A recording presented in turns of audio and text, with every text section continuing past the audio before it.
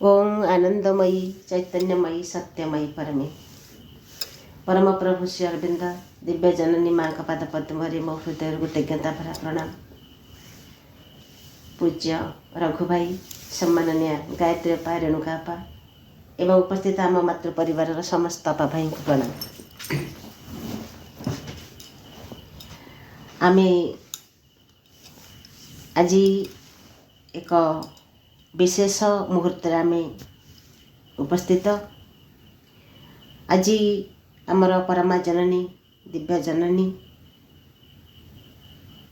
तांकर आज महापुराण दिवस। माँ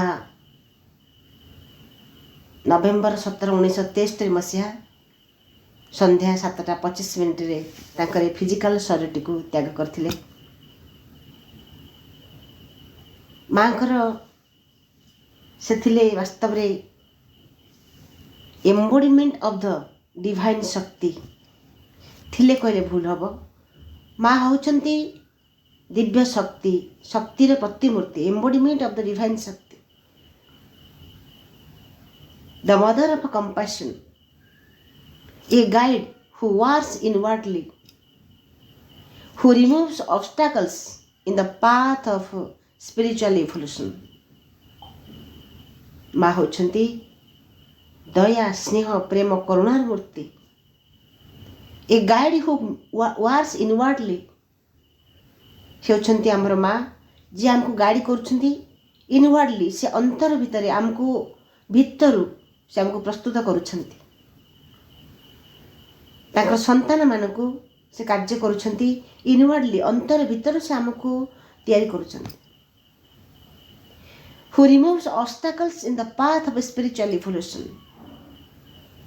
आमर ये आध्यात्मिक यात्रा रे सी आमर समस्त ऑब्स्टाकल को, समस्त प्रति जतक बाधा को से सब कौन करछंती रिमूव करछंती। आमको से गोटे सुंदर पथरे सहज भाव रे, सरल भाव रे नै जिबा पई माँ तांकर कार्य कर चलछंती। एवं आज जो दिनटी आमे देखिबा, एटी को आमे गोटे ऑर्डिनरी सेंस रे गोटे डेथ बोली गोटे ऑर्डिनरी सेंस डाए ना, ता नुहे। माँ ये शब्दटी, डेथ शब्दटी माँ को पाई आदौ कदापि प्रযোज्य नुहे। से केवल तांकर फिजिकल बॉडी को से केवल त्याग करिसंती। भागवत अच्छी मर्त्य मनुष्य देह बही देवता हेले मरई। तेणु से फिजिकल बॉडी जेहेतु मनुष्य जन्म नहीं माँ आम पाख आसी से फिजिकल बॉडी केवल त्याग करिसंती, किंतु से आहुरी अधिक भाव में आहुरी निकटरे से आमर अछंती, आहुरी सूक्ष्म जगत रे आम पाखरे सब बेले पाई रहिसंती। ये अनुभवटी समस्तंकर निश्चित भाव में आसी जाइथिबो। तर आश्रम रे माँ को जो प्रश्न कले, sweet mother, how should one spend the Darshan days December 5th and 9th and one's birthday. जेहेतु से माँ तांकर शरीर रे थिले, तो माँ को प्रश्न करुछन जे आमे जो दर्शन दिवस को केमती पालन करिबु।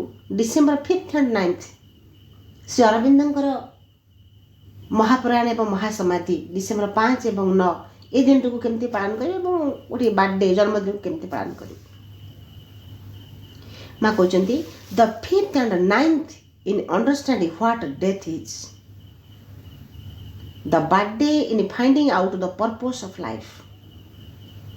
जीवन उद्देश्यटी कौन से कथा हमको जन्मदिन आम से जन्मदिन मानक आम बुझी पाचे प्रकृति ये जीवन लक्ष्यटी कौन, को पर्पस रे आम आसीचु। एवं the 5th and 9th in understanding what death is, December 5 एवं 9 जहाँकि श्री अरविंदंकर महाप्रयाण एवं महासमाधि दिवस, ये दिन आम बुझा जे प्रकृति डेथ टी कौन। तेणु आज जो माँकर ये महाप्रयाण आम बुझा प्रकृति जो शरीर त्यागटी माँ करिसंती ये कौन। वास्तव में जितेबले जड़े शरीर त्याग करुच्ची बा आमे जदि ऑर्डिनरी सेंस आम आम बुझा या आम गोटे ସାଧାରଣ ମଣିଷକୁ ଯେଉଁଟା ଆମେ ଡେଥ୍ ବୋଲି କହୁ, ମା ତାର ଉତ୍ତର ଦେଉଛନ୍ତି ଯେ ଡେଥ୍ କ'ଣ ଜଣେ ସେ କଥା ବୁଝିବା ଦରକାର। ବାସ୍ତବରେ ଏ ଯେଉଁ ଶବ୍ଦଟି ଡେଥ୍, ମୃତ୍ୟୁ, ଆମେ ଜାଣିଛୁ ଯେ ଜନ୍ମ ହେଉଛି କ'ଣ ନା ଗୋଟେ ନୂତନ ଜୀବନ ଭିତରକୁ ପ୍ରବେଶ। ଜନ୍ମଟି ହେଉଛି ଏକ ନୂତନ ଜୀବନ ଭିତରକୁ ଯଦି ପ୍ରବେଶ ପଥ, ତାହେଲେ ମୃତ୍ୟୁଟି ପ୍ରସ୍ଥାନ ଦ୍ୱାର ନୁହେଁ। ତାହେଲେ ସେ ମୃତ୍ୟୁଟି କ'ଣ? ଆମେ କହୁ ଜଣେ ଯେତେବେଳେ ମୃତ୍ୟୁବରଣ କରେ ତାର ସବୁକିଛି ଶେଷ ହୋଇଗଲା। କିନ୍ତୁ ଯଦି ଆମେ ସ୍ପିରିଚୁଆଲ ପଏଣ୍ଟ ଅଫ୍ ଭ୍ୟୁରୁ ଆମେ ଦେଖିବା, ତାହେଲେ ଜଣେ ଯେତେବେଳେ ତାର ସେ ମୃତ୍ୟୁବରଣ କରୁଛି, ପ୍ରକୃତରେ ତା ମୃତ୍ୟୁ ନୁହେଁ, ତା ହେଉଛି କ'ଣ ନା ଅନ୍ୟ ଏକ ନୂତନ ଜଗତ ଭିତରକୁ, ନୂତନ ଜୀବନ ଭିତରକୁ ଆଉ ଏକ ପ୍ରବେଶ ପଥ। ଯଦି ଗତକାଲିର ସୂର୍ଯ୍ୟାସ୍ତ ନ ହେବେ ତାହେଲେ ଆଜିର ସୂର୍ଯ୍ୟୋଦୟ କେମିତି ସମ୍ଭବ ହେବ? ଅର୍ଥାତ୍ ଗତକାଲିର ସୂର୍ଯ୍ୟାସ୍ତର ପରିଣାମ ହେଉଛି ଆଜିର ସୂର୍ଯ୍ୟୋଦୟ। ଠିକ୍ ସେମିତି ଜଣଙ୍କର ମୃତ୍ୟୁ ଆଉ ଏକ ନୂତନ ଜୀବନକୁ ପ୍ରବେଶ ପାଇଁ ତାହା ଏକ ପ୍ରବେଶ ପଥ। ତେଣୁ ଯେତେବେଳେ ଆମେ କେତେ କେତେ ଜୀବନ ଧାରଣ କରିଛୁ, ମୃତ୍ୟୁବରଣ କରିଛୁ, ପୁଣି ନୂଆ ଜନ୍ମ ନେଇଛୁ। ତେଣୁ ଏଇ ଯେଉଁ ନୂତନ ଜନ୍ମ ଆମେ ନେଉଛୁ, ତା ଅର୍ଥ ଯେତେବେଳେ ଆମେ ମରିଯାଉଛୁ, ତା ମୃତ୍ୟୁ ନୁହେଁ, ଜୀବନଟି ଶେଷ ହୋଇଯାଉ ନାହିଁ। ତା କ'ଣ ହେଉଛି? ଆଉ ଏକ ଉନ୍ନତତର ଜୀବନ ଭିତରକୁ ପ୍ରବେଶ ପଥ। ତା ଅର୍ଥ ପ୍ରତ୍ୟେକ ମୃତ୍ୟୁ ହେଉଛି ଗୋଟିଏ ଗୋଟିଏ ନୂତନ ପ୍ରବେଶ ପଥ ଆମ ସମସ୍ତଙ୍କ ପାଇଁ। ମୃତ୍ୟୁଟିକୁ ଆମେ କେବେ ହେଲେ ତାକୁ ଭାବିବା ନାହିଁ। ଯଦି ମୃତ୍ୟୁ ଯେତେବେଳେ ଜଣେ ଯେଉଁ ଚେତନାରେ ସେ ଅଛି, ସେ ମୃତ୍ୟୁବରଣ କଲେ, ଶରୀରଟିକୁ ତ୍ୟାଗ କଲା ପରେ ସେ ଆଉ ଏକ ଉନ୍ନତ ଚେତନାକୁ ନେଇ ସେ ପୁଣି ନୂଆ ଜନ୍ମଟି ଆସେ। ଏବଂ ପ୍ରକୃତି ହେଉଛି ଭାବେ ଯେ ପ୍ରକୃତି ଯେତେ ଯେତେ ଶିଶୁ ଜନ୍ମ ନିଅନ୍ତି, ପ୍ରତ୍ୟେକ ଶିଶୁ ହେଉଛି ପ୍ରକୃତି ପାଇଁ ଏକ ପରୀକ୍ଷା। ସେ ଦେଖେ, ଏଇ ପ୍ରକୃତି ଦେଖେ ଏଇ ସନ୍ତାନଟି ଯେ ଆଜି ଜନ୍ମ ନେଇଛି, ତାକୁ ମୁଁ କିପରି ଭାବରେ କେତେ ଦୂର ସେ ଚେତନାର କେତେ ଦୂରକୁ ସେ ଅଗ୍ରସର ହୋଇପାରିବ। ତେଣୁ ଏଇ ଯେଉଁ ଜନ୍ମଦିନ, ମୃତ୍ୟୁ ବା ଆଜି ଯେଉଁ ଦିବସଟି ମାଙ୍କର ମହାପ୍ରୟାଣ, ଏ ଦିନଟିକୁ ଆମେ କେମିତି ପାଳନ କରିବା? ମାଙ୍କୁ ପ୍ରଶ୍ନ କରାଯାଇଥିଲା, କେମିତି ପାଳନ କରିବା? ମା କହୁଛନ୍ତି ଭିତରେ ନୀରବ, ଯେଉଁ ଡିସ୍କାଉଣ୍ଟ କରୁଛି, ଯେଉଁ ଅବତରଣ କରୁଛି ଶକ୍ତିଟି, ସେ ଶକ୍ତିଟିକୁ ଅନୁଭବ କରିବା ପାଇଁ ଆମେ ନୀରବ ହେବା। ପ୍ରତ୍ୟେକ ମୁହୂର୍ତ୍ତରେ ଯେଉଁ ଉର୍ଦ୍ଧ୍ୱରୁ ଶକ୍ତି ଅବତରଣ କରୁଛି, କିନ୍ତୁ ଆମ ଆଧାରଟି ସେମିତି ପ୍ରସ୍ତୁତ ନୁହେଁ। ଆମେ ପ୍ରସ୍ତୁତ ନୁହଁ ବୋଲି ଆମେ ତାକୁ ଧାରଣ କରିପାରୁନାହୁଁ। ଏତେ ବିଶିଷ୍ଟ ଦିନ ମାଙ୍କର ମହାପ୍ରୟାଣ, ମାଙ୍କର ଏବେ ନିକଟରେ ଆସୁଛି ଆଜି ମହାପ୍ରୟାଣ, ପୁଣି ମହାସମାଧି, ତାପରେ ଯେ ସିଦ୍ଧି ଦିବସ, ସେ ପ୍ରତ୍ୟେକ ଦିନ ଯେତିକ ଦର୍ଶନ ଦିବସ ଏବଂ ପ୍ରଭୁଙ୍କର ମହାପ୍ରୟାଣ, ମହାସମାଧି, ତାଙ୍କର ମାଙ୍କର ପ୍ରଭୁଙ୍କର ଜନ୍ମ ଦିବସ, ଏ ସବୁକୁ ଗୋଟେ ନୀରବତା ଭିତରେ ଆମେ ତାକୁ ପାଳନ କରିବା ଦରକାର। ସେ ଶକ୍ତିକୁ ଆମେ କେମିତି, ମା ଜଣଙ୍କୁ କହିଲେ ଯେ କାଲି ତୁମର ଜନ୍ମଦିନ, ମୁଁ ତୁମକୁ କିଛି ଗିଫ୍ଟ ଦେବାକୁ ଚାହେଁ, ତୁମେ ଯାଅ, କାଲି ମୋର ଗିଫ୍ଟ ପାଇଁ ପ୍ରସ୍ତୁତ ହୁଅ। କେତେ ଗୁରୁତ୍ୱପୂର୍ଣ୍ଣ କଥାଟିଏ। ଗୋଟେ ଗିଫ୍ଟ, ମା ଯେଉଁ ଗିଫ୍ଟ ଦେବେ ତା ପାଇଁ ତାକୁ ସେ ପ୍ରସ୍ତୁତ ହେବାକୁ ପଡ଼ିବ। ସେଇଭଳି ଭାବରେ ସେ ନେଇପାରିବ ନାହିଁ ବା ତାର ମୂଲ୍ୟଟି ସେ ବୁଝିପାରିବ ନାହିଁ। ସେତିକି ସେ ନୀରବ ହେବ, ସେ ଶକ୍ତିକୁ ସେ ବୁଝିବ, ତାକୁ ଗ୍ରହଣ କରିବ। ସେଥିପାଇଁ ମା କହିଲେ ତୁମେ ଯାଅ, ବିଶ୍ରାମ ନିଅ ଏବଂ କାଲି ପାଇଁ ତୁମେ ନିଜକୁ ପ୍ରସ୍ତୁତ କର ମୋର ଉପହାରଟି ପାଇବା ପାଇଁ। ତା ଅର୍ଥ ଆମେ ସବୁବେଳେ ପ୍ରତି ମୁହୂର୍ତ୍ତରେ ନିଜକୁ ଆମେ ପ୍ରସ୍ତୁତ କରିବା ଦରକାର। ଏ କୋଳାହଳ, ବାହ୍ୟ କୋଳାହଳ ଭିତରେ ଆମେ କଦାପି ସେ ଶକ୍ତିଟିକୁ ଆମେ ଗ୍ରହଣ କରିପାରିବା ନାହିଁ। ତେଣୁ এই ଯେଉଁ ଦିନଟି ଆଜି ଏକ ବିଶିଷ୍ଟ ଦିନ। ମା ଯଦି ବା ସ୍ଥୂଳ ଶରୀରଟି ତ୍ୟାଗ କରିଛନ୍ତି, କିନ୍ତୁ ପ୍ରତି ମୁହୂର୍ତ୍ତରେ ସେ ଆମ ସହିତ ଆହୁରି ନିବିଡ଼ ଭାବରେ ସେ ଆମ ସହିତ ଅଛନ୍ତି। এই ଅନୁଭବଟି କରି ଆମେ ଆଜିର ଦିନଟିକୁ ଆମେ ପାଳନ କରିବା। ଏ ଯେଉଁ ଅବଶିଷ୍ଟ ଯେତିକି ସମୟ ଆମ ପାଖରେ ପୁଣି ଆଜି ରହିଛି, ଆମେ ଚେଷ୍ଟା କରିବା ନୀରବତା ଭିତରେ ମାଙ୍କର ସେହି ଦିବ୍ୟ ସାନ୍ନିଧ୍ୟକୁ ଆମେ କେମିତି ଅନୁଭବ କରିପାରିବା। ମାଙ୍କର ପାଦ ତଳେ ଅଶେଷ କୃତଜ୍ଞତା, ଅଶେଷ ପ୍ରଣାମ। ମା ତାଙ୍କର ସେହି ଦିବ୍ୟ କୃପା ଆମ ସମସ୍ତଙ୍କ ଉପରେ ଢାଳି ଦିଅନ୍ତୁ, ତାଙ୍କର ଯୋଗ୍ୟ ଯନ୍ତ୍ର ଆମକୁ କରନ୍ତୁ। ତାଙ୍କର କାର୍ଯ୍ୟ କରିବା ପାଇଁ ଆମକୁ ସମର୍ଥ କରନ୍ତୁ। ଏତିକି ପ୍ରାର୍ଥନା ସହ ଆମେ ଆଜିର ଆଲୋଚନା ଭିତରକୁ ପ୍ରବେଶ କରିବା। ମାଙ୍କର ମା ଯେଉଁ words of the Mother volume 1ରେ ମା ଦୁଇ ଜଣ ଆଶ୍ରମ ମା ଦେଖିଲେ କେହି ଜଣ ତାଙ୍କୁ କହିଛନ୍ତି ଯେ ମା କୁଆଡ଼େ ସଙ୍ଗୀତକୁ ଭଲ ପାଆନ୍ତି ନାହିଁ। କାରଣ ମା ତା ପୂର୍ବରୁ କହିଥିଲେ ଯେ ଆଶ୍ରମ ଯୋଗ ସାଧନା ପାଇଁ ରହିଛି, ସଙ୍ଗୀତ ରଞ୍ଜନ ବା ଅନ୍ୟ କୌଣସି ଗୋଟେ ସାମାଜିକ କାର୍ଯ୍ୟକ୍ରମ ପାଇଁ ନାହିଁ। କାହିଁକିନା ଯେତେବେଳେ ଆ ପୂର୍ବରୁ ଆମେ ଗତ କ୍ଲାସ୍ରେ ଆମେ ଆଲୋଚନା କରିଥିଲେ, ଜଣେ ଯେତେବେଳେ ନୃତ୍ୟକାରୀ ଆଶ୍ରମକୁ ଆସିଛନ୍ତି ତାଙ୍କୁ ଦେଖି ସାଧକମାନେ ତାଙ୍କ ଉପରେ ଘେରି ଯାଇଛନ୍ତି ତାଙ୍କ ଚାରିପଟେ ଏବଂ ତାଙ୍କୁ କହିଛନ୍ତି ଯେ ଆପଣ ଯେଉଁ ସୁନ୍ଦର ନୃତ୍ୟ କରନ୍ତି, ଆମକୁ ଟିକେ ନୃତ୍ୟ ଟିକେ ଆପଣ ଦେଖିବେ। କିନ୍ତୁ ସେ କହିଲେ ମୁଁ ତ ନୃତ୍ୟ ପୋଷାକ ଆଣିନାହିଁ, କିନ୍ତୁ ସେ ମନା କରିଛନ୍ତି। କିନ୍ତୁ ଯେତେବେଳେ ଏଇ ଯେଉଁ ତାଙ୍କ ଚାରିପାଖରେ ସାଧକମାନେ ଘେରି ଯାଇ ତାଙ୍କୁ ବାଧ୍ୟ କରୁଛନ୍ତି ଯେ ଆପଣ କେତେ ସୁନ୍ଦର ନୃତ୍ୟ କରନ୍ତି, ଆପଣଙ୍କ ନୃତ୍ୟ ଟିକେ ଆମେ ଦେଖିବାକୁ ଚାହୁଁଛୁ, ଏ କଥାକୁ ନେଇ ମା କହୁଛନ୍ତି ଯେ ଆଜିକାଲି ଆଶ୍ରମରେ ପ୍ରାୟ ଅତ୍ୟଧିକ ସଂଖ୍ୟାର ଲୋକ ଅଛନ୍ତି ଯେଉଁମାନେ ଭୁଲି ଯାଆନ୍ତି ଯେ ସେମାନେ କାହିଁକି ଏଠିକି ଆସିଛନ୍ତି, ସେମାନେ ଯୋଗ ସାଧନା କରିବାକୁ ଆସିଛନ୍ତି, ଏ କଥା ଭୁଲି ଯାଉଛନ୍ତି। ସେ କଥାରେ ଭୁଲି ଯାଇକି କେମିତି ଆମେ ନୃତ୍ୟ ଦେଖିବୁ ତାରି ପଛରେ ଲାଗିଛନ୍ତି। ତାପରେ ସେ ମା ପୁଣି କହିଛନ୍ତି ଯେ ଆଶ୍ରମଟି ରହିଛି ଗୋଟେ ଯୋଗ ସାଧନା ପାଇଁ, ସଙ୍ଗୀତ ରଞ୍ଜନ ପାଇଁ ବା ଅନ୍ୟ କୌଣସି ସାମାଜିକ କାର୍ଯ୍ୟକ୍ରମ ପାଇଁ ଆଦୌ ରହିନାହିଁ। ତେଣୁ ମା କହୁଛନ୍ତି ଯେଉଁ ବ୍ୟକ୍ତିମାନେ ଆଶ୍ରମରେ ରହୁଛନ୍ତି ସେମାନେ ଶାନ୍ତ କୋଳାହଳ ଶୂନ୍ୟ ଭାବରେ ବାସ କରନ୍ତୁ। ପୁଣି ଅନୁରୋଧ କରି ମା କହୁଛନ୍ତି ମୋର ଅନୁରୋଧ ସେମାନେ ଶାନ୍ତ ଭାବରେ କୋଳାହଳ ଶୂନ୍ୟ ଭାବରେ ଏଠାରେ ବାସ କରନ୍ତୁ। ଆଉ ଯଦି ଧ୍ୟାନ କରିବାକୁ ସେମାନେ ସମର୍ଥ ନୁହନ୍ତି ତାହେଲେ ଅନ୍ୟମାନେ ମଧ୍ୟ ଅନ୍ୟମାନଙ୍କୁ ଧ୍ୟାନ କରିବା ପାଇଁ ସେମାନେ ଅବସର ଦେବା ଉଚିତ। ତାଙ୍କୁ କାହିଁ ହଇରାଣ କରୁଛନ୍ତି। ତେଣୁ ଏଇ ଯେଉଁ କଥାଟି ମା କହିଲେ ଯେ ଏଠି ଆଶ୍ରମ ଗୋଟେ ସଙ୍ଗୀତ ରଞ୍ଜନ ପାଇଁ ନୁହେଁ, ସେ କଥାଟି ଅନେକଙ୍କ ଭିତରେ ଗୋଟେ ଖେଳିଗଲା ଯେ ମା ସଙ୍ଗୀତକୁ ଭଲ ପାଆନ୍ତି ନାହିଁ। ଗୋଟେ ଜନରବ ସୃଷ୍ଟି ହୋଇଗଲା ଯେ ମା ସଙ୍ଗୀତକୁ ଭଲ ପାଆନ୍ତି ନାହିଁ। ତେଣୁ ମା ତାର ଉତ୍ତରରେ କହିଲେ ଯେ ସେ କଥାଟି ମୋଟେ ଠିକ୍ ନୁହେଁ। ସଙ୍ଗୀତ ମା କହୁଛନ୍ତି ସଙ୍ଗୀତ ମୋତେ ଭାରି ଭଲ ଲାଗେ, ମାତ୍ର କେବଳ ଏକ କ୍ଷୁଦ୍ର ଗୋଷ୍ଠୀରେ ବସି ହିଁ ସଙ୍ଗୀତ ଶୁଣିବା ଉଚିତ, ଅର୍ଥାତ୍ ଖୁବ୍ ବେଶୀ ହେଲେ ଏକତ୍ର 5 ବା 6 ଜଣଙ୍କ ପାଇଁ ସଙ୍ଗୀତର କାର୍ଯ୍ୟକ୍ରମ ରହିବା ଉଚିତ। ମାତ୍ର ଗୁଡ଼ାଏ ମଣିଷ ଏକାଠି ଆସି ଜମା ହେଲେ ଅଧିକାଂଶ ସମୟରେ ତାହା ଏକ ସାମାଜିକ ସମାବେଶରେ ପରିଣତ ହୋଇଯାଏ ଏବଂ ସେଥିରୁ ଯେଉଁ ପରିବେଶର ସୃଷ୍ଟି ହୁଏ ତାହା ଆଦୌ ଅନୁକୂଳ ହୁଏ ନାହିଁ। ତେଣୁ ମା କହିଲେ ସଙ୍ଗୀତ ମାଙ୍କର କେଉଁ କଥା ରୁଚି ନାହିଁ। ମା ତ ସବୁଥିରେ ବାଦ୍ୟଯନ୍ତ୍ର ବଜାଇବାରେ, ସଙ୍ଗୀତରେ, ସାଇନ୍ସରେ, କବିତା ରଚନାରେ କେଉଁଥିରେ ମା ଅପୂର୍ଣ୍ଣ। ମା ତ ସବୁଥିରେ ପୂର୍ଣ୍ଣ। ତେଣୁ ସଙ୍ଗୀତ ଯେ ମାଙ୍କୁ ଭଲ ଲାଗେ ନାହିଁ ଏ କଥାରେ ଯେତେବେଳେ ମା ଶୁଣୁଛନ୍ତି ମା କହୁଛନ୍ତି ତା ନୁହେଁ। କିନ୍ତୁ ସଙ୍ଗୀତ ଯଦି ଆମେ ଗୋଟେ ବହୁତ ଗୁଡ଼ିଏ ଲୋକଙ୍କୁ ନେଇକରି ଗୋଟେ ସଙ୍ଗୀତର ଆସର ଜମେଇ ଦେବା ତାହେଲେ କ'ଣ ହେବ, ତା ଗୋଟେ ସାମାଜିକ ପରିବେଶରେ ପରିଣତ ହୋଇଯିବ।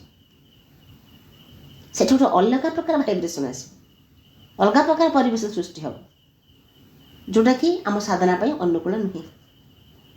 କିନ୍ତୁ ଯଦି 4-5 ଜଣ ବସିକି ସଙ୍ଗୀତଟି ଶୁଣାଯାଏ ତାହେଲେ ସେ କଥାଟି ଅଲଗା। ପୁଣି ମା କହୁଛନ୍ତି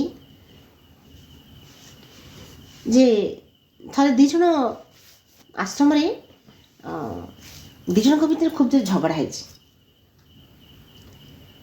ଏବଂ 2 ଜଣଙ୍କ ଭିତରେ ଯେତେବେଳେ ଝଗଡ଼ା ହେଇଛି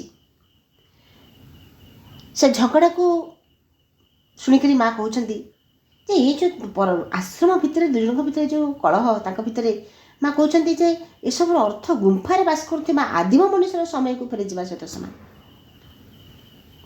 ଯେତେବେଳେ ଆଦିମ ମଣିଷ ଗୁମ୍ଫାରେ ବାସ କରୁଥିଲା, ତାର ମନର ବିକାଶ ହେଇନଥିଲା, ତାର ଜ୍ଞାନ ଗାରିମା କିଛି ନଥିଲା, ସେ ଗୋଟେ କଳହ ସେତେବେଳେ କରୁଥିଲା, ସେ କଥାଟା ଠିକ୍ ଅଛି। କିନ୍ତୁ ଆଜି ଯେଉଁଠି ମଣିଷ ଗୋଟେ ସଭ୍ୟ ସମାଜରେ ବଞ୍ଚୁଛି, ତାର ସେଇ ଆଦିମତା ତାର ଦୂର ହେଇଛି, ତା ଭିତରେ ଜ୍ଞାନର ବିକାଶ ଘଟିଛି, ସେ ଆଶ୍ରମରେ ଜୀବନଯାପନ କରୁଛି, ଗୋଟେ ଆଶ୍ରମକୁ ପୁଣି ଆସିଛି, ସେଠି ପୁଣି ସେ ଆଦିମ ମଣିଷଙ୍କ ପରି କଳହ। ତେଣୁ ମା ଗୋଟେ ସୁନ୍ଦର ବାକ୍ୟଟି ରହିଛି, an idiot hour destroys what centuries made. गोटे कुक्षण बहु शताब्दीर कीर्ति को ध्वंस करें। An idiot hour destroys what centuries made. Savitri यही वाक्यटी तेणु ये गोटे कुक्षण बहु शताब्दीर कीर्ति को ध्वंस करें। तेणु ये जो आश्रमवासी मान भितर ये जो कलह तांकर जो साधना ये सबको नष्ट कर दउछि। तेणु आम सभ्य समाज में आम बंचुचु एभली गोटे कलिगोल कर बंचवा ये एक कृत्रिम जीवन। तेणु माँ कहले आम एमती गोटे कृत्रिम जीवन बंचापी आम ये आसीना। आम ये आसीचु जोग साधना करने। एवं आश्रम हूँ कौन माँ लिखिं आश्रम हूँ एक भविष्य छांच भविष्य निर्माता। ये आश्रम ये जो भविष्य जमी कहुई भविष्य गर्भरे जो संभावना लुचिक रही संभावना कौन भविष्य गर्भरे जो संभावना लुचिक रही हूँ कौन ना आमर से संभावना अच्छी कौन ना गोटे रूपांतर भगवान ये अभिव्यक्त हेबे बा निजे मनुष्य भगवान ही उठिब। ये जो संभावना भविष्य गर्भरे लुचिक अच्छी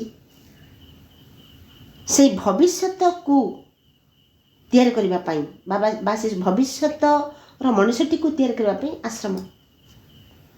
तेना आश्रम हूँ भविष्य छांच। ये मनुष्य तैयारी होदी तैयारी हो जो सेठी ये भाव गोटे कलहपूर्ण गोटे परिवेश भितर साधक साधिका जब ये भाव आश्रमवासी भितर कलह सृष्टि हुए ताहता केमिति से जो भविष्य गर्भरे जो लक्ष्य लुचिक अच्छी संभावना अच्छी केमती पूर्णता पाइब। तेणु माँ से संपर्क कहते जे आम ये आसीचु गोटे कृत्रिम जीवन बंचवाक नहीं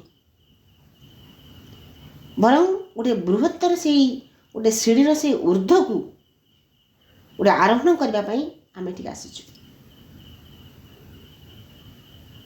कई जड़े माँ का पाखु चिठी लिखिं जे सी गोटे क्या गोटे कौन से परिस्थिति से क्या आक्रमण कर माँ पाखे चिठी लिखुं मु कौन से कारण किसी भितर हूँ तो किसी झगड़ा हो पारे कौन सी गोटे कलह होता पारे बाहर आश्रम बाहर जन व्यक्ति से माँ पाख चिठी लिखिं जे मु से व्यक्ति को आक्रमण करी एवं से यह उचित बोली कहते जे मुझे आघात करी से व्यक्ति को आघात करी ताहा उचित बोली से चिठी दर्शाई उचित करी। एवं ये जो कथाटी माँ शुणुंट जे से जहाँ करिसेंती उचित बोली कहते ये केते सहज कथा मनुष्य ये कथाटी। मनुष्य गोटे उक्तिटे थिला वी आर जज for ourselves and advocate for others. आम निज विचारपति अन्य वकील निज कथा जिते किसी पड़े आम विचारपति संगे संगे आम गोटे सिद्धांत पहुँची जाऊे यहाँ ही ठीक किंतु अन्य मानक दोषारोप कला बेले आम एमती जुक्ति करूँ जे से व्यक्ति भूल वकील पर आम जुक्ति करी ताको दोषी सब्यस्त करदे। तेणु माँ कहते जे तुम्हें जो तुमर चिठीर जो अंश कथा सूचई दौर तुम्हें गोटे तुम से चिठी मुझे जापर तुम मनर अवस्थाटी कौन प्रमाण कर दौची तुम्हें जो कथाटी को उचित बोली कहूच क्या गोटे गाली दबा क्या किसी कहवा क्या दोषारोप करवा या कौन से दृष्टिकोण ताहा उचित नुहे आध्यात्मिक दृष्टिकोण आदौ उचित नुहे आम क्या दोषारोप कर आध्यात्मिक दृष्टिकोण मोटे उचित नुहे। तेणु माँ कहते तुम्हें ये तुम मन माने धरा पड़ जाऊँगी जे तुमर मनोभावटी कौन।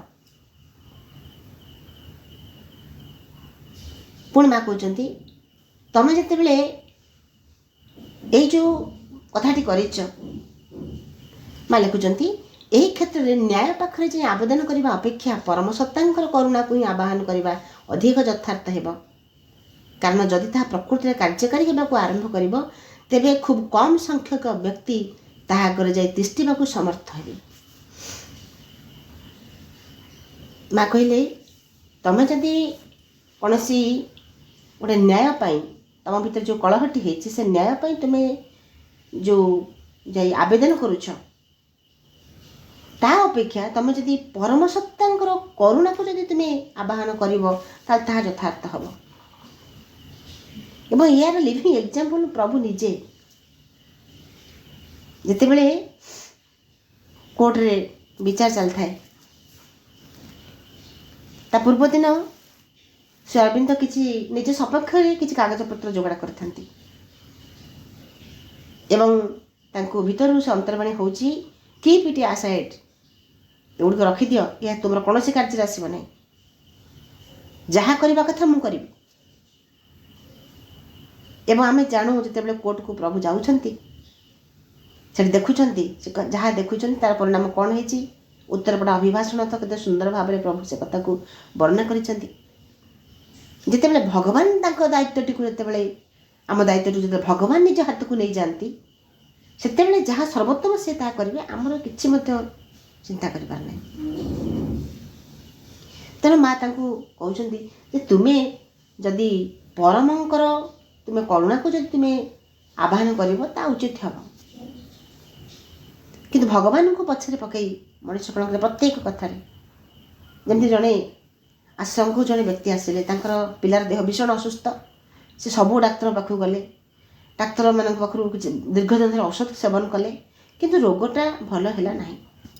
ବିଭିନ୍ନ ଡାକ୍ତରଙ୍କ ପରାମର୍ଶ ନେଲେ, ବହୁତ ଗୁଡ଼ାଏ ଔଷଧ ଛୁଆଟି କିଣିଲା, ତଥାପି ମଧ୍ୟ ସେ ରୋଗର ଉପଚାର ହୋଇପାରୁନାହିଁ।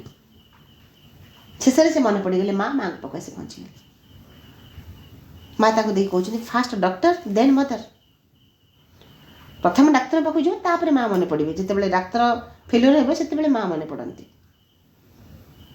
କଥା ହେଉଛି ମା କେବେ କୁହନ୍ତି ନାହିଁ ଯେ ଡାକ୍ତରଙ୍କ ପରାମର୍ଶ ନିଅ ନାହିଁ, କିନ୍ତୁ ପ୍ରତ୍ୟେକ କ୍ଷେତ୍ରରେ ଆମେ ପ୍ରଥମେ ତ ମାଆଙ୍କୁ ଜଣେଇବା,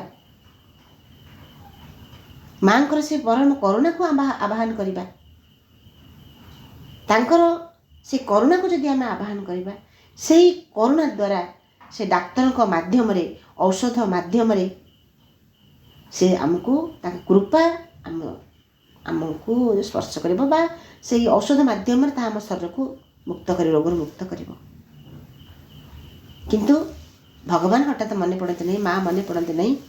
ଟିକେ ଇସ୍କ ହେଲେ ଡାକ୍ତରଙ୍କ ହେଉଛନ୍ତି ସର୍ବୋତ୍ତମ, ସିଏ ବେଶୀ ପାୱାରଫୁଲ୍, ତେଣୁ ସେ ସବୁକିଛି କରିପାରିବେ। ଏଇଭଳି ଭାବନାଟି ମଣିଷ ଭିତରେ ଥାଏ। ତେଣୁ ମା କହିଲେ ଯେତେବେଳେ ଯାହା ବି ତୁମେ କର, ପ୍ରଥମେ ସେ ପରମ ସତ୍ତାଙ୍କର ତାଙ୍କରି କରୁଣାକୁ ଆବାହନ କର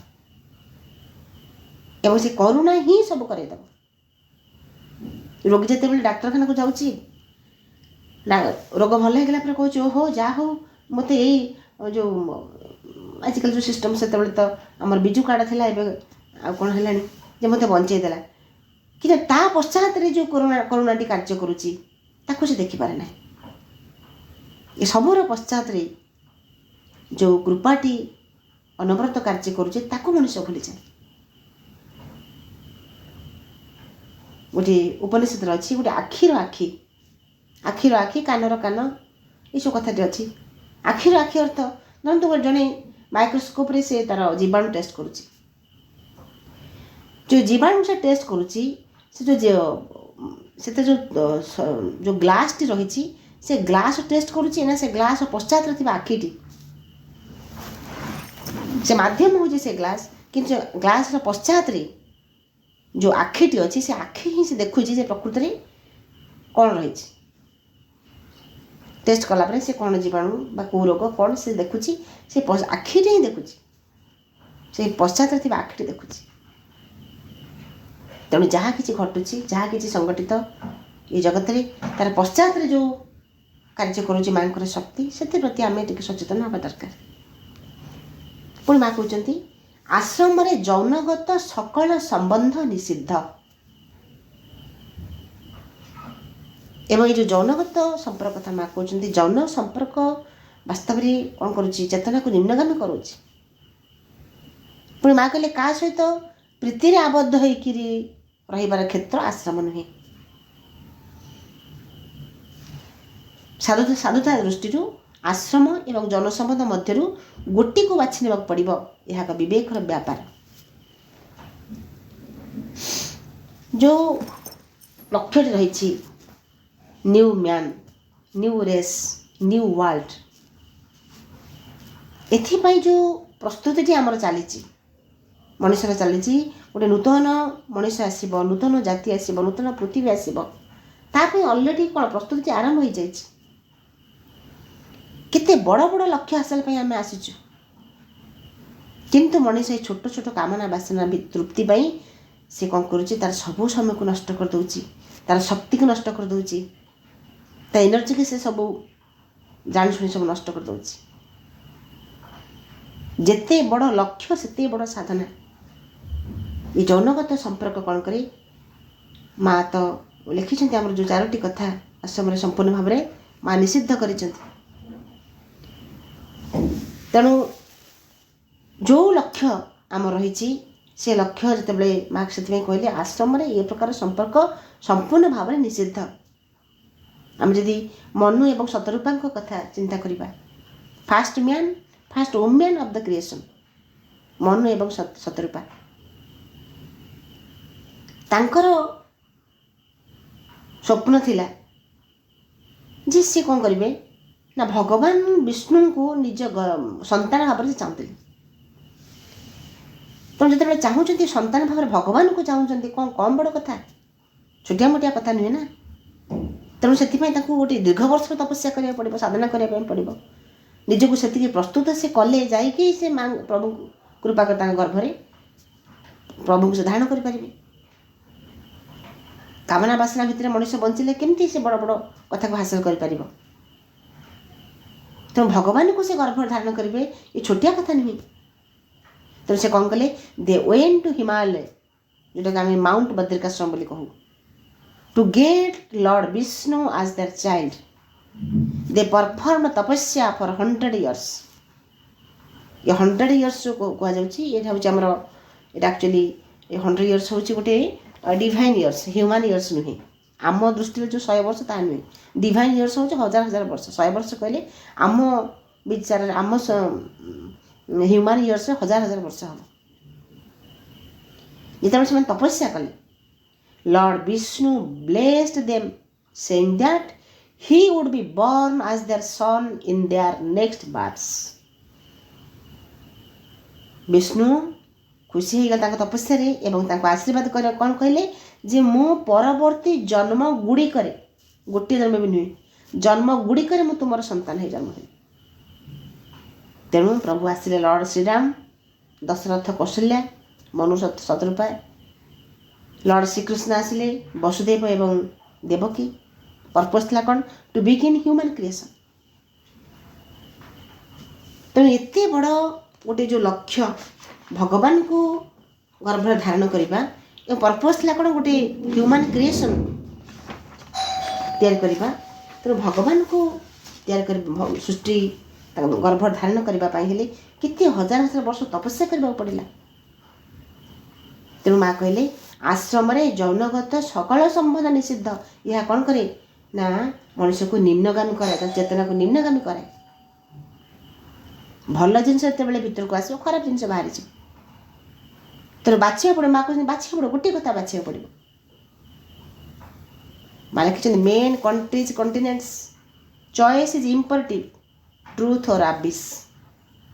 देश महादेश सकल बाछि नियो नाही अन्य पंथा, सत्य अबार सातन। जेकोसी आमको बाछा पड़ो, जेकोसी गोटे कथा बाछा पड़ो।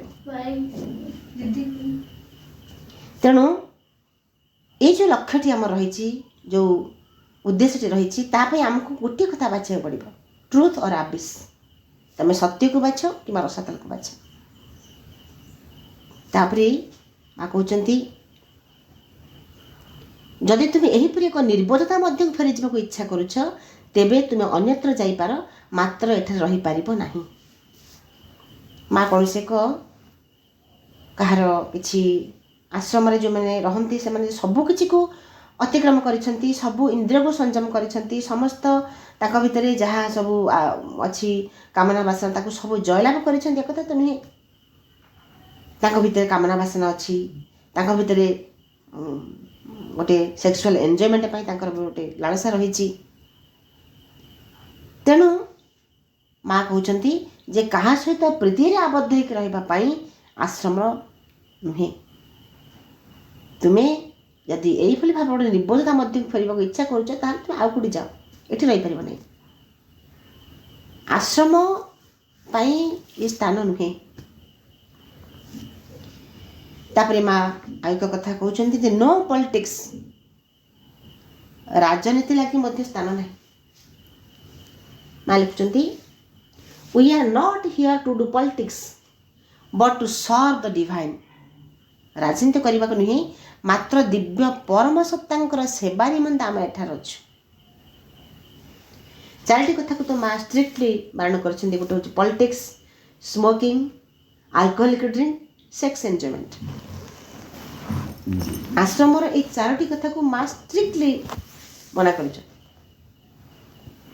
ପଲିଟିକ୍ସ ରାଜନୀତି ନୁହେଁ, କୌଣସି ପ୍ରକାର ଏଠି ନିଶା ସେବନ କେହି କରିପାରିବେ ନାହିଁ, ବା ଧୂମପାନ ମଧ୍ୟ ଆଲାଉ ନାହିଁ, ସେକ୍ସ ତ ମୋଟେ ନୁହେଁ। ତେଣୁ ମା କହୁଛନ୍ତି ଯେ ଆମେ ଏଠି ରାଜନୀତି କରିବାକୁ ଆସିନୁ, ଆମେ ଆସିଛୁ କ'ଣ କରିବା ପାଇଁ, ସେଇ ପରମ ସତ୍ତାଙ୍କର ସେବା ନିମନ୍ତେ ଆମେ ଏଠାରେ ଅଛୁ। ତାହେଲେ ପଲିଟିକ୍ସ ନ ରହିଲେ କେମିତି ରାଜ୍ୟ ଶାସନ ହେବ? ପଲିଟିକ୍ସ ରହିବ, ରାଜନୀତି ରହିବ, କୂଟନୀତି ରହିବ, କିନ୍ତୁ ବର୍ତ୍ତମାନ ଯେଉଁ ରାଜନୀତି ତାହା ସମ୍ପୂର୍ଣ୍ଣ ଭାବରେ କଳୁଷିତ। ସମସ୍ତେ ଚାହୁଁଛନ୍ତି କିପରି ଭାବେ ପ୍ରାଧାନ୍ୟ ବିସ୍ତାର କରିବେ, ଅନ୍ୟକୁ ଦମନ କରି ନିଜେ ଉପରକୁ ଉଠିବେ, ନିଜର ଗାଦିଟାକୁ କେମିତି ଦୃଢ଼ କରିବେ। ହିଂସା, ଦେଶ, ପରସ୍ପର ଭିତରେ କଳହ, ଏମିତିକି ମୃତ୍ୟୁ ମଧ୍ୟ ଘଟୁଛି ରାଜନୀତିରେ। ଆମେ ଯେ ଶ୍ରୀରାମଙ୍କର ରାଜନୀତି କଥା ଦେଖିବା, ଶ୍ରୀରାମଚନ୍ଦ୍ରଙ୍କ ସମୟରେ ସେ ଯେଉଁ ରାଜନୀତି ତାହା ଥିଲା କ'ଣ? ଦେଶର ମଙ୍ଗଳ ପାଇଁ ଥିଲା, ପ୍ରଜାଙ୍କର ମଙ୍ଗଳ ପାଇଁ ଥିଲା, ତ୍ୟାଗଭୂତ ଜୀବନ ଥିଲା, ଗୋଟେ ଆଦର୍ଶ ପ୍ରତିଷ୍ଠା ଥିଲା। ମହର୍ଷି ଜନକ ତାଙ୍କ ରାଜନୀତି ଏଇଭଳି ଭାବରେ ଥିଲା, କିନ୍ତୁ ଏବେ ଯେଉଁ ରାଜନୀତି ତାହା ହେଉଛି ବିପରୀତ। এই ଯେଉଁ ରାଜନୀତି ଯେଉଁ ବିପରୀତ ପ୍ରକାର ସୃଷ୍ଟି ହେଉଛି, ଯେଉଁ ବିରୋଧାତ୍ମକ ଭାବରେ, ବା ଆମେ କହିଲେ ରାଜନୀତି ଯେଉଁଭଳି ଭାବରେ ମଣିଷକୁ ଯେଉଁ ସ୍ତରକୁ ନେଇଯାଉଛି, ତେଣୁ ଯେଉଁଠି ସାଧନାର କ୍ଷେତ୍ର ଆଶ୍ରମ, ସେଠି ରାଜନୀତି ଲାଗି କୌଣସି ସ୍ଥାନ ନାହିଁ। କାରଣ ରାଜନୀତି ମଣିଷକୁ ନିମ୍ନଗାମୀ କରୁଛି।